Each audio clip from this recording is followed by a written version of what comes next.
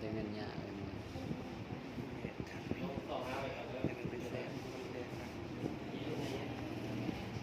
มีคนลืมตั้งขอป้าอีกนะต้องทำประสานแล้วมีหมองมีลายสีนี่พี่น้องมีลาย ส สี วัสดีอาจารย์สวัสดีเพื่อนนี่น้องอาจารย์ก่อนแต่งงานแล้วจะเทคโนโลยีอยู่แข่งมาขอตรงการเขาฮอนระเบิดไอจริงๆแล้วเรื่องคุณจามสมาชิกนี้ขอบคุณมากเราจะนี่นะครับเลยข้อดีที่นำเสนอมี1มียามการเลยไอ2การเลยไอ3การทำไส้สำหรับการเลยและวงจรน้ำ3.1วงโคจรน้ำการเลยไอ3.2การเลยไอจากมหาสมุทร1มียามการเลยไอการเลยไอแม่นกระบวนการขาดแล้วถูกเปลี่ยนเป็นไอแก๊สซึ่งเป็นผลมาจากการระเบิด แต่ว่าโดยอย่างก็บ่ถือเลยอย่างก็โดยอย่าง ซึ่ง ก็ เกิดว่า เอาน้ำมันยัง การ ว่า ระบายไอการระบายไอหมายถึงกระบวนการการแล้วกลายเป็นไอแก๊สย่อการมอดธาตุแล้วธาตุไอจิตและธาตุละลายสามารถเปลี่ยนแปลงต่างๆย้อนการโอนพลังงานเกี่ยวกับการเปลี่ยนแปลงของอุณหภูมิ2การระบายไอ ยับมาเลย การระบายไอ ยับมา เกิ พี่ ดขึ้นในธาตุแล้วที่เป็นแก๊ส อัดคลิปให้ยับมาพี่ เวลาดูดีในน้ำฝนไหลในเมื่อที่อากาศร้อนหรือในบริเวณที่เสื่อมผ่าเปียกอยู่ในแสงแดดตัวอย่างเหล่านี้น้ำเป็นของแล้วที่บ่มีความจริงจีหายไปยอดว่ามันเลยเข้าไปในไอแก๊สที่เอิ้นว่าไอน้ำการเลยไอเกิดขึ้นในระดับโลกควบคู่ไปกับสภาพอากาศปนเปื้อนและการระเหยของ ตอนนี้มีอันโหดมี การระเหยแม่น1 ใน 3ระยะต้นตอในโลกของวงจรน้ำการพัฒนาความเอา 90% ของความสุ่มเสี่ยงในชั้นบรรยากาศโลกอีก 10%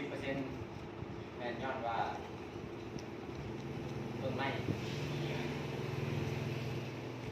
การเปลี่ยนแปลงสามารถเกิดขึ้นได้เมื่อแสงแดดอบอุ่นพื้นผิวของน้ำพื้นผิวของร่างกายของน้ำและทางการระเหยการปนเปื้อนของแม่นกระบวนการธรรมชาติในวงจรมนุษย์เห็นความร้อนในน้ำ ปัญหา เกิด สี่ ขึ้น หาวัน บางครั้งก็ใส่เพื่อสำหรับล้างน้ำแต่ที่พวกเขาได้เห็นมาเป็นเวลาหลายพันปีแล้วเนื้อน้ำก้อนลาย มีฟองไอแก๊สนี่เรียกว่าการต้มหรือการระเหยไว้เกินกว่า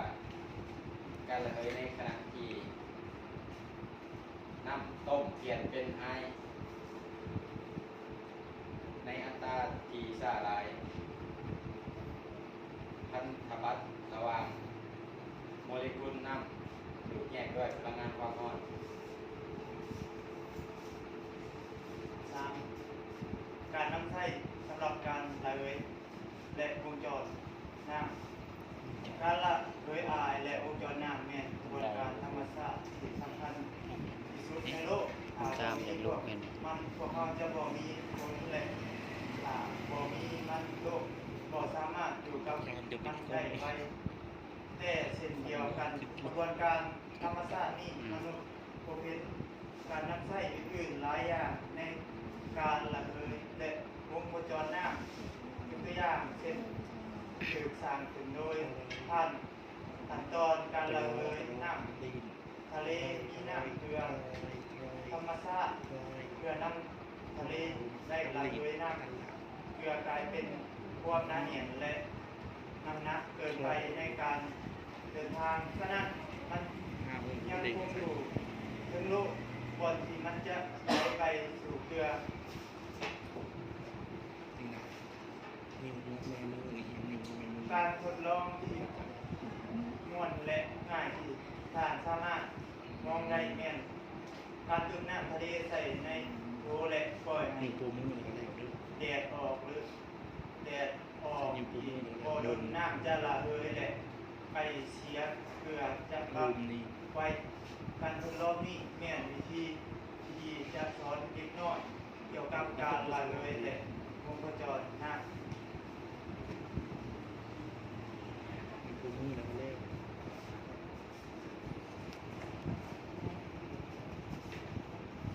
3.1 วงโคจรน้ำการระเหยอายหรือวงโคจรน้ำการระเหยอายแม่นเกิดขึ้นเมื่อแสงแดดอบอุ่นพื้นผิวของน้ำก็ร้อนจากดวงอาทิตย์เฮ็ดให้โมเลกุลของน้ำเคลื่อนย้ายได้ไวและไวขึ้น ตัวน้องตัวน้อง เคลื่อนที่ไวที่สุด เพราะว่าพวกมัน ต่อ ถื ติ อ ดตัว ปล่อยออกเป็น จะเตรียม แก๊สเพื่อระเหยโมเลกุลไอน้ำใช้เวลาประมาณ 10 วันในอากาศ เมื่อไอน้ำสูงขึ้นในบรรยากาศมันเริ่มเย็นในเวลาที่มันเย็นเพียงพอไอน้ำจะพ้นและกลับคืนสู่สภาพแล้วในที่สุดได้ต่อโวกันเพื่อสร้างเป็นมีดและผล ต่อไปไม่ใช่ อืม ชักเก่า ขาย น้ อะไรครับ ำน้ำเลยจะ 600,000 ของน้ำตาลหลังจากอาบน้ำฤดูร้อนประเทศเนเธอร์แลนด์การระเหยอายแมนบาดกล่าวที่สำคัญในวงจรน้ำได้หูโดย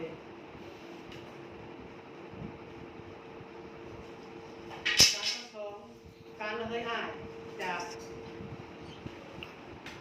ากมหาสมุทรการระเหยอายจากมหาสมุทรแมนสิ่งที่จำเป็นต่อการผลิตน้ำจืดเนื่องจากหลายกว่า 70% ของพื้นผิวโลก ตื่นตัว คือควบคุม อืม ไปด้วยมหาสมุทร มี มันเป็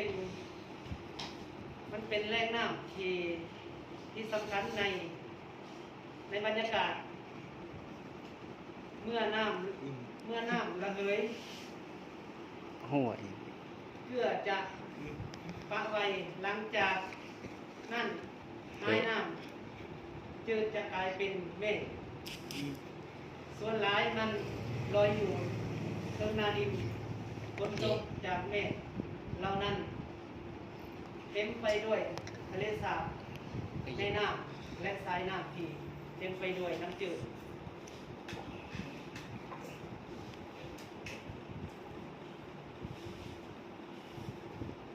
บดครับ